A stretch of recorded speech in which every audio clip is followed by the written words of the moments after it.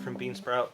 I have a really cool project to show you. This is one of my Kingdom era tenor ukuleles. And these instruments are based off of historic instruments I studied from the 1880s from Hawaii. So I'm trying to copy as many of the old details as possible while making a modern playable, good sounding uke. So it's a really fun project, and it's mainly a hand tool project. There's basically almost no machines involved with making one of these, which is really fun. So to begin with, a little bit of the mystery. We're pretty sure the back and sides of this instrument is made from Ohia, which is a Hawaiian wood that's not commonly harvested anymore.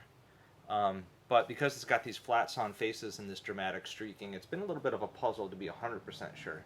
But we've got, Hawaiian wood experts helping us with this, and we're pretty sure this is called Ohia.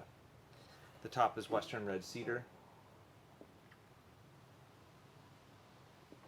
The neck is some cypress. And then this is Ohia again up here.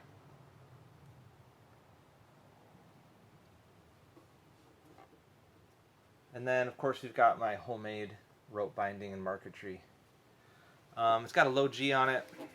Got the Peghead brand tuners, these little geared tuners, wooden strap buttons, radius fretboard, and it sounds really cool.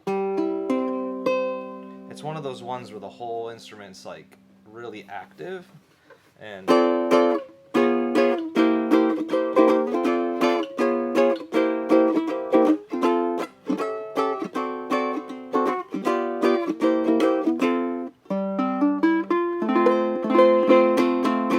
yeah, it's really cool.